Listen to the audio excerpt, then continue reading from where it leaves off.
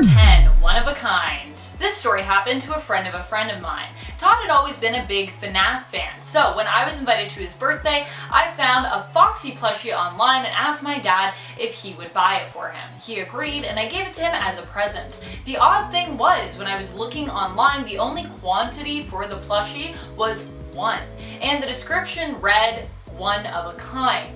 The next day after Todd's birthday, I sent him a text seeing if he wanted to come over and play video games with me on my Xbox, but he didn't answer. I went to his house just down the street after dinner to invite him, but his house was gone. In its place was a restaurant that appeared to be under construction. Number 9, Freddy plushie. My teenage son is a huge fan of FNAF, so I bought him a Freddy plushie. He fell in love with it, proving that if the theme is right, I guess, you're never too old for a plushie. However, at night, I noticed that the plushie was moving through the house. I often wake up in the middle of the night with it on my bed. Sometimes I wake up and it seems like my room isn't even my room, but it's actually Freddy Fazbear's Pizza. One night I woke up from what I thought was a nightmare where I was being stuffed into a giant life-sized Freddy plushie, except that there was fluff stuffing in my mouth when I woke up. I made my son burn the plushie after that. Number 8, hide and seek. Sarah and Lisa loved playing hide and seek, despite the fact that they both knew it was pretty childish. They were also both big fans of the FNAF series. They both took turns when playing together as to who was it, and even played a themed game of hide and seek at recess sometimes, where one of them would be the animatronics and one would be the night security guard, playing like a FNAF themed hide and seek. One time when they were playing at recess, Sarah hid inside a hollowed bush from Lisa, who was playing as the animatronic. This time around, Sarah closed her eyes while she was hiding, but when she did, she found herself transported into Freddy's security room. She felt a hand on one shoulder. She turned around and opened her eyes, but instead of Lisa, it was Nightmare Freddy jump scaring her. Number 7, Night 8. My friend Eric told me this story, but I'm not sure if it's true. Apparently, there's a glitch in his original FNAF game where you can access a bonus night, which he calls Night 8. Rather than being custom, it's a night where you're actually monitoring outside the restaurant by walking around and basically guarding the perimeter, while leaving the animatronics locked inside so they can't escape. The weird thing is, he said when he checked out his mobile tablet his character carried around outside, he noticed them calling his own name on the security feed. Eric, why did you leave us? They asked. Eric, why don't you come back inside and play? Eric is really good at FNAF, but this new level threw him for a loop, and one animatronic, Bonnie, somehow escaped the building. Just then the game froze and his computer started to power down. He heard his doorbell ring and a ghostly voice emanated from his computer speaker, telling him to answer the door and to come and play. Number 6, the mysterious restaurant. This is a true story. Chuck E. Cheese's has always been one of my favorite places to go. So when I got to pick where the family went this weekend for our family outing, you can bet that I picked Chuck E. Cheese. But when we got there, the restaurant looked different. It had been rebranded as Freddy Fazbear's Pizza. The animatronics inside were all different as well. My sister seemed to really like one named Chica, a chicken with a bib on her and a cupcake in her hand. The last time I saw my sister, she was holding Chica's hand and walking away. She went missing while we were there, and I never saw her again. Number 5, Golden Bonnie. I loved Fredbear's Family Diner. It used to be my favorite place to eat until it closed. I missed it terribly and hoped it would reopen. While I was out for a walk one day, it appeared my wishes had finally come true. I stumbled upon a poster in the mall advertising the reopening of my favorite restaurant on November 8th, right on the day of my birthday. I was excited and I begged my mom to let me have my birthday party there. She agreed. When the grand opening date came, my friends and I piled into my mom's van and we drove out to Fredbear's Family Diner. Except when we got there, I noticed it was different. It wasn't called Fredbear's Family Diner anymore. Instead, it was renamed Freddy Fazbear's Pizza. After some time at my party, Bonnie finally came out, but he seemed different. He was golden, like at the diner, but he talked to us directly, inviting us children to come along with him. "Do you want to have some more pizza and tickets, kids?" he asked. We answered with an excited cheer. "Okay, but then you have to come along with me." I followed him and he asked all of us what our favorite animatronic was. I answered Bonnie, before he pulled me into the back room. I found myself placed carefully in a Bonnie suit and then my eyes closed. When I awoke, I found years had passed, and I found myself unable to talk. Anytime I tried, all I could hear was the voice of Bonnie through the suit's voice box. Outside the back room, I heard someone asking to work the night shift. The person revealed that their name was Michael Afton. My brother. "Michael, it's me," I shouted. Brother, it's me." He didn't respond to my voice, and so I remained trapped at Freddy Fazbear's forever, determined to one day escape and get revenge. Number 4, save me. A girl named Vanessa was always known as a loner who kept to herself. Looking for a place to live and not having much funds, she was forced to move into a downtrodden apartment with the limited amount that she had for rent. As a welcome gift, her landlord left her a note with a game. The note apologized for any rumors that she might hear regarding him. Thinking this was odd, but nice, Vanessa chose to accept the gift. Later, while out in town, she heard a rumor that her landlord was the son of a serial killer, which was why the rent in her building was so affordable, and why almost no one in town chose to live there. Shrugging it off as the rumors that her landlord had warned her about, Vanessa returned home. However, she noticed on her way home that a golden bunny animatronic seemed to be following her everywhere she went. She confronted the bunny, trying to lash out at it, but her hand went right through. The bunny apparently was in her mind. It began whispering to her, possessing her, and eventually she found her actions were no longer her own. She started a cult against her own wishes, her body and mind now fully possessed by the golden bunny. The bunny had programmed her to do its bidding, and her landlord, she would soon find out, was a man obsessed with demonic possession who went by the name of Michael Afton. Number 3, the tapes.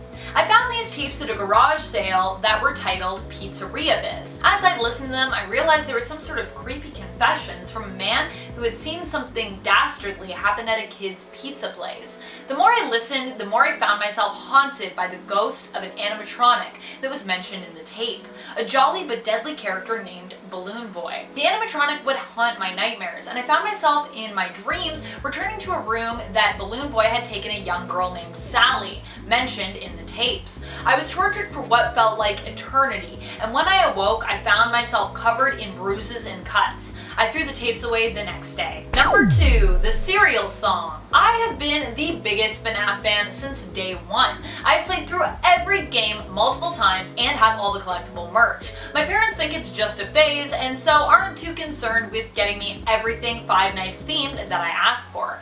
I heard a rumor that they were actually making a cereal, so I asked for that cereal the next time that we were out instead of my regular Reese Puffs. My parents agreed, and the next day I went downstairs for breakfast. There it was, Freddy Fazbear's cereal. I hurriedly and excitedly poured myself a bowl. My parents were still asleep.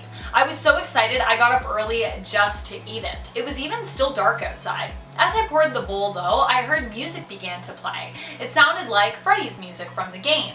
I looked in the box thinking it must be some kind of hidden sound recording like in a birthday card. I didn't see anything, so as I poured the milk with one hand, I reached with my other hand into the box, feeling around for what was making the sound. Then I felt something latch onto my hand. It was tearing my hand apart, shredding it. I screamed out in pain and noticed that the cereal bowl was filled with little nightmare frettles, which pounced on me and began to bite at my face. The milk I was pouring also appeared to be red and thick, like blood. I got rid of all my FNAF stuff after that, and my parents are trying to sue the makers of the cereal, although we still haven't been able to track them down. Apparently the cereal was never for sale. It was never even created. But my missing hand and my scarred face remain as proof that someone must have been behind it. Number 1, time to play! I always loved playing FNAF, but my mom was consistently worried that the game was too scary and told me to stop playing. She kept nagging me. So to prove her wrong that the games were not too scary for me, I offered to let her play. Something you should know about my mom is that she's a scientist who works in robotics and AI. She actually works for a big company that everyone knows and is a big position there. Anyways, my mom accepted my offer, set on proving that the game was too scary, but she herself actually enjoyed the game, becoming obsessed like me. To to the point that we actually bought a second gaming PC for my mom, which we kept down in the basement. My mom became so obsessed that I rarely saw her anymore except for dinner. But when I did see her, she looked really tired and run down, like she'd been staying up all night. One night, I awoke to the sound of what seemed like a church bell ringing. My room was pitch black, so I reached over for my night lamp. Clicking it on, I saw at the foot of my bed a life-size Freddy Fazbear animatronic replica. The bear tilted its head and said in the most blood-curdling, crackly voice, "Time to play." And attend the secret level. The Christmas update for FNAF Help Wanted's flat mode was something interesting. It created a new era in the pizza party minigame that you had to go to instead of ending the game. Everyone was making videos about this new, never before seen location, and I was excited to check it out for myself. That was a big mistake. I get to the back room in the pizza party minigame once again, and this time look to the right where I see a new door open up. I click it and the screen goes black. But when I can see, the level is nothing like what it was shown on YouTube. Maybe they had a YouTube safe version, maybe Scott sent them a copy with another room, maybe they were planning it all in unison, but my god, this was horrific. It was still outside that coming soon billboard like the original, but this time it was like a meet Santa kind of thing too. There were kids lining up to sit on Santa's knee and tell him what they wanted for Christmas so their parents could know. And I say were because, well, I don't think they're waiting in any lines anymore. The snow was red and soaked in what I can only guess was their children's blood, and the bodies still laying there. 15 kids for the 15 victims of Purple Guy. The Santa was still there. I figured he was dead too, but instead, he removed his beard and somehow it was glitch trapped. I don't know how I didn't see it before. It felt like when Harvey Dent doesn't realize it's the Joker until he takes his face mask off. Glitch Trap stood up and I quickly turned off my game before he had the chance to add me to his collection. In a 9-tree trimming. I was home after a long day of work. My girlfriend was coming over in a couple hours and my Christmas tree still hadn't been decorated. My girlfriend had already said that she was sick of decorating trees since she did one at her mother's and then one with her father. They had been separated since she was 15, nearly 10 years ago. I've been playing a lot of video games lately to pass the time before going to sleep since she had been so busy. And recently I've been playing Five Nights at Freddy's, an indie game series that really blew up. But I can't see why. It's not scary. At least, I didn't think I was scared. As I started putting my silver and blue ornament balls on the tree, something I plan to sign into conversation later, I thought I saw something standing behind me in the reflection of the blue run. I spun around and there was nobody behind me. I put a silver one up and I think I see something again, but this time I saw it properly. It looks like a giant chicken with arms and legs holding a cupcake? It was looking at me from my closet. I turned around and the door was closed. I went to check inside, but when I opened the door, there was nothing. I checked the reflection and it also had nothing in the closet anymore. I figured I was just hallucinating since I was tired and had been playing that game so much. But then I heard the closet door slam. I called my girlfriend and told her not to come. It's now 5 a.m. and I just need to wait until the sun comes up. And A plus trap. I love the Five Nights at Freddy series. I've been a fan since the first game and I love the series even more every time a new game comes out. I have them all and I love playing them, especially at night in a dark room on weekends when I don't have school. For Christmas, the only thing I wanted was a plush trap doll, a character from FNAF 4 that really creeped the hell out of me. He was like a smaller version of Springtrap, and there was this Etsy shop that described their dolls as faithful recreations, so I asked my parents for that and only that since it was fairly expensive. Luckily I was able to get the doll as well as a couple other things for Christmas, which was a nice surprise for me. But for the rest of the day I was running around playing with that doll. At the time I didn't realize what a big mistake I had made, but that Etsy shop wasn't lying when they said faithful recreation, although they should have included the whole moving in your sleep thing. He only moved a little the first few nights, slumping over and falling off the chair, but after that it got freaky. He would climb onto the bookshelf or on the top of my dresser, but wherever he was always looking at me when I woke up. Last night he woke up on my bed. He was laying on my other pillow staring at me. My parents didn't believe me. Joked that that's what the faithful recreation meant, but now I'm terrified. I've painted a red X on the floor, and I hope that I can stop him on it. And it's 7 VR. The FNAF VR Christmas update didn't really change the gameplay. It fixed some bugs and added some decorations, but the gameplay was the same. Some places didn't even have the new decorations, like the night terrors for example. I don't know why a kid would want to decorate his room for Christmas, but hey, I'm not the one to judge. Especially if that kid is meant to be in a coma. But for some reason, the animatronics were dressed up. They were wearing wearing Santa hats and left footprints of snow behind like they had just gone outside. This makes them easier to track, but they were also quick, like a kid waking up their parents at 5 a.m. on Christmas morning quick. They had no regard for the amount of time it takes to get to the other hallway. As soon as they were gone, boom, they were on the other side. I don't know how they thought this would be possible, especially with Nightmare Fredbear. Fredbear was wearing a full Santa outfit, with the coat, the boots, the hat, everything. Maybe it was supposed to be comforting, but I was never able to survive until even 2 a.m., let alone 6. Santa Fredbear is now my sleep paralysis demon. And at 6, the joy of Christmas. It's an early night on Christmas Eve. I was sitting in my living room watching my favorite Christmas movies from when I was growing up. The Santa Claus, Home Alone 1 and 2, Frosty the Snowman, The Year Without a Santa Claus, Rudolph the Red-Nosed Reindeer, I'm sure you know them. But for some reason I felt like something was watching me. I felt like I could turn to my left at any minute and someone would be standing there. This wasn't entirely false, since in a few hours I would see the face of true terror, but never in my wildest dreams did I think my own creations would watch and attack me. Hello.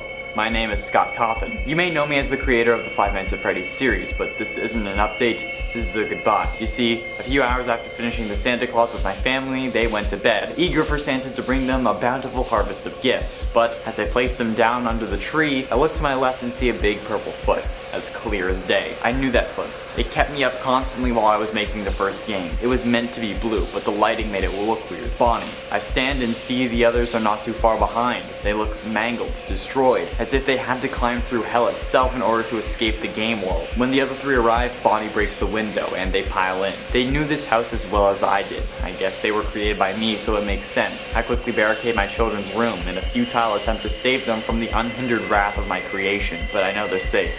They're here for me. Alright, doing number 5, Twisted Christmas. I was out late playing with my sister. Well, it wasn't really that late. It was 9 p.m. and we were still sledding. We eventually fall off the sled and stand up. My sister threw a snowball at me, so of course we had a full-out battle. I couldn't just let her do that. But that's when the snow started moving. We ran on top of the hill to get a better view, and some patches of snow had started shaking as if they were alive. Eventually the snow falls and we see what's really going on. Robots climb out of the holes in the ground like a horror movie. They were old and rusted, like they hadn't been out of the ground in 40 years. They were moving slowly since they were old and cold, but there were many.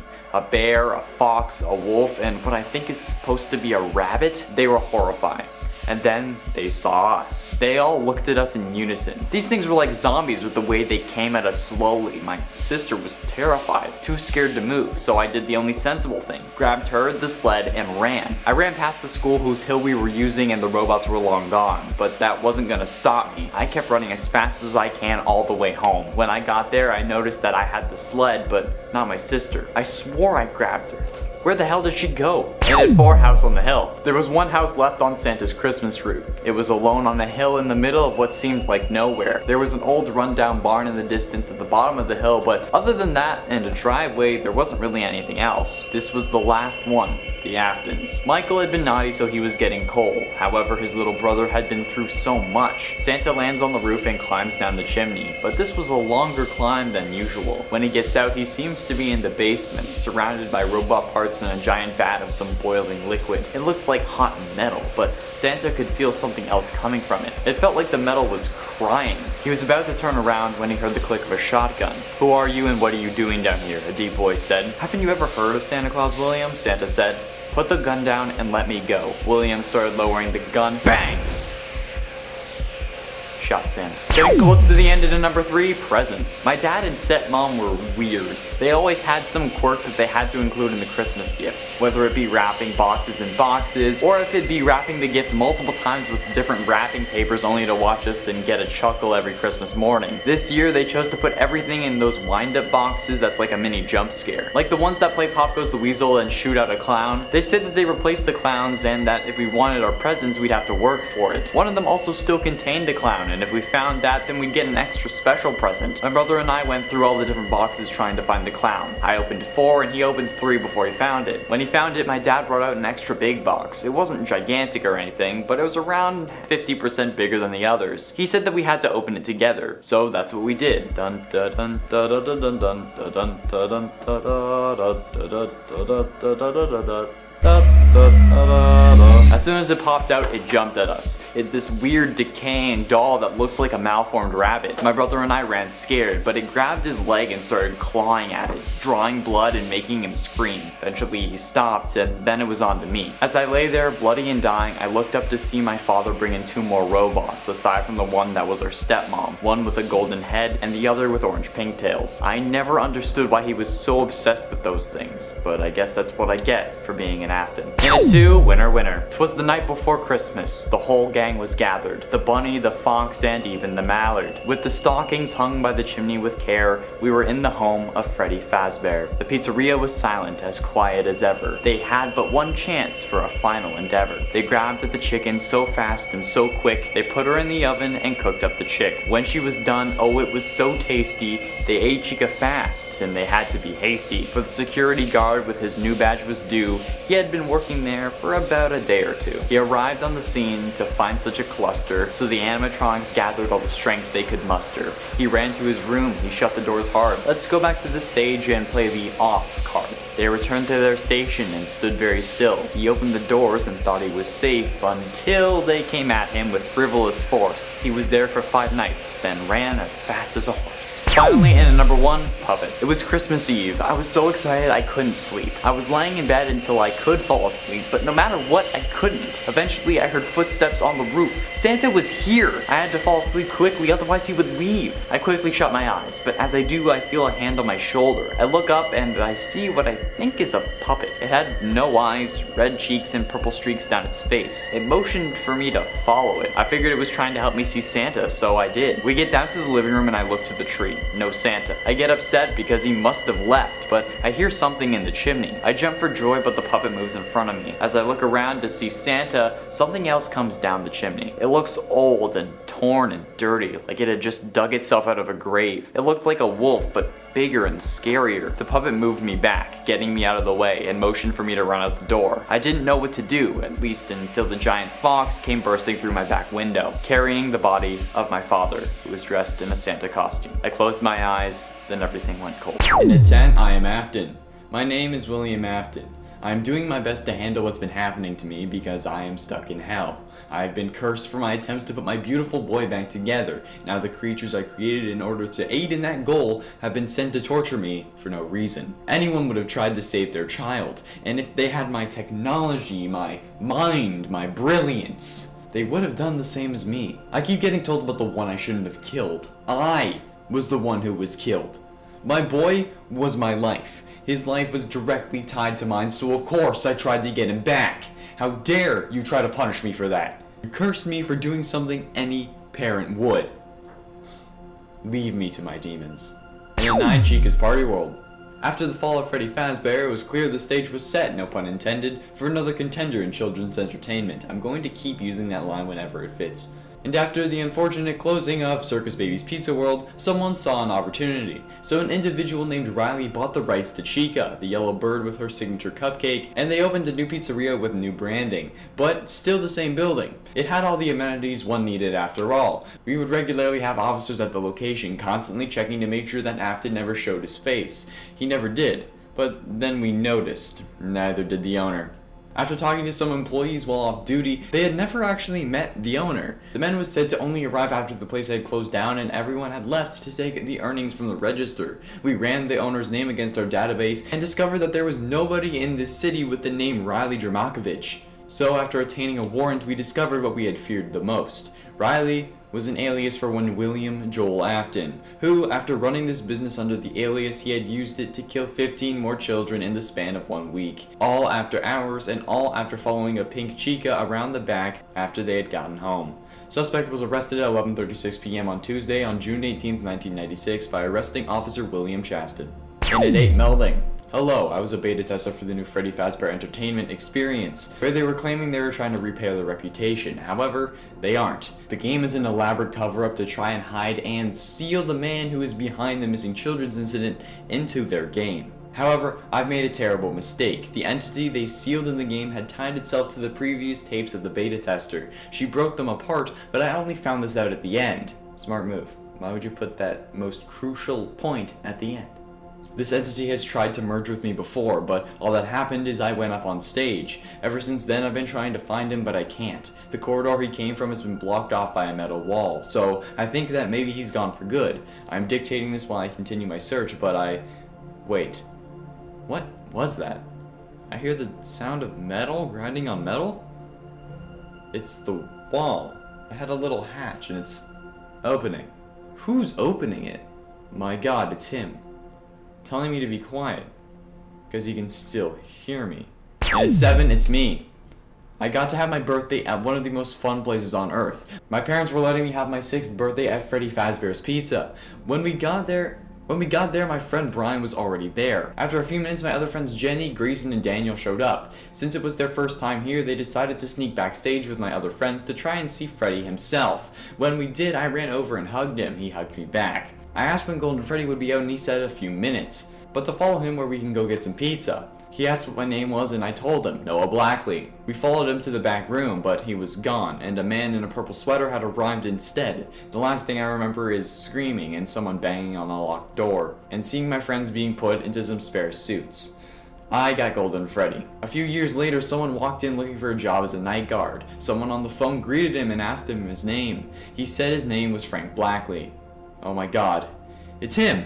Dad! Dad, it's me! Noah! It's me! And it's 6 juniors. I was with a group of buddies grabbing a few bevvies at a bar down the block from me called Juniors. We were having a good time until one jerk showed up trying to get in. The bouncer stopped him and said he knew he wasn't allowed in. We don't know who this guy is. We've been coming here over a year and we haven't even heard of this guy. Then the jerk starts getting aggressive. The bouncer calls him William and asks him to stop. William shoves the guard a little until eventually the bouncer collapses. This William guy comes walking in and shouts for someone named Henry. The guy behind me stands up in response and asks William what he wants. William steps closer, to which I get ready to stand up, but Henry puts his hand on my shoulder to tell me to stay seated. Henry quietly said, "You were killing kids, William," making sure that we knew. William said, "If that's the way you see it," and walked away. But before leaving entirely, he looked back at Henry, who was still standing, and said, "Call your daughter. Tell her I say hi," before leaving for his car. Henry called his daughter and got no response, so my friends and I ran out to confront William. When we got outside, we stood face to face with a clown. She was really tall, pale, and had orange pigtails. I looked at my friends, heard the sound of metal on metal, then everything went black. Halfway through number 5, Springtrap. This one is written like a journal, but I'm going to be skipping to the most important day of the bunch. Day 57. This suit has pierced every bit of exposed flesh. However, the mechanical nature of this suit have been able to help me move when the pain is too much. It is still me in the suit, and I must still continue my mission of putting my boy back together. I must escape from the cell that they have sealed around me. How am I supposed to break through? The vents. They couldn't have blocked off the vents. It's such an integral part of the building. I got inside and have been crawling for an hour, unaware of where I am or where I'm going. I finally see a light. I head towards it. However, when I get there, I see someone sitting in an office chair. He flashes a light, so I back away. How does he know that I'm here? Where do I go now? Maybe out front to try to find him. And at 4, back together. I know you miss me. I know you feel responsible, but is this really the right way to go? I'm here for a reason, aren't I? Sure, I was the one who died, but maybe this is a form of punishment for you, but salvation for me. I won't need to go my life knowing about what you've done. I won't need to deal with the repercussions of having your name. So, leave me be, Father. Let me rest. Don't put me back together. I am at peace, as are most of the children you've taken. There is one that isn't, but you'll meet them soon. If you put me back together, I will have no other choice than to ensure your empire is destroyed, along with every trace of your despicable deeds. This is how things are meant to be, so unless you want to ensure your own destruction, please, don't put me back together. And at 3, Midnight Motorist. It's done. The first one. My quest to find the answers of life in those who have just started it has begun. This being was standing outside the diner, green wristband, black hair. I know who it belonged to. Henry, the partner. The man responsible for the way I am. The man who made me imagine what if these creatures were alive. I'm driving home, covered in the blood of number 1. It's on my face, my suit, my hands. But it's around Halloween, so hopefully people think it's a stunt. The cops are coming. I changed lanes and let them pass. They must be after me. But they won't find me, especially if they can drive past me while I look like this. I need to get home. I need to make sure that they won't find me. I need a machine to help me. I'm sure I can find one. Or perhaps I can make one. Unit 2, Chuck. Recently, I've been playing a lot of the Five Nights at Freddy's, all of the different games. 1, 2, 3, 4, and Sister Location are all amazing. But a side effect from all these games is very worrisome, and now I believe it to be real. Not in I believe these places really exist, but when I go to Chuck E. Cheese, I feel as if I am at Freddy Fazbear's. I see Freddy and the gang rather than Chucky and his gang. I see men in purple rather than workers. I don't know what to do. I've even seen kids be lured into the back. I told a worker and he says that that's ridiculous, so I decided to check it out. I went into the back rooms and looked for myself. When I checked though, I saw a man dressed in a Chucky suit in that same room. He saw me and asked what I was doing. I stood there silent because I know what's about to happen if I told him my true intentions. He ushered me out of the room and back to my parents, but then another Chucky came by to bring me back. I was very confused, but my parents let me. When I got out of sight, everything went black. Finally, in number 1, break the cycle. He's still alive. Are you kidding me? He wasn't destroyed when I burned that terrible joke of a haunted house down? Fine, I have a plan to get all the remaining souls to their final rest. I need your help, Michael. I know that he's your father, but he's done unspeakable things. He's not really your father anymore. There's only one option. For the week, we will simulate a pizzeria and bring everyone back. The music will lure the others, and I will bring back my daughter with another bear. And your father will be back to continue his mission. Does he know about you? Do you know about you? Well then, I'm sorry my boy, but I have some disturbing news for you. It may explain quite a lot, but you need to follow paragraph 4. It's the only way to break this cycle. But don't worry, I'll make sure you're at rest with your father's deeds.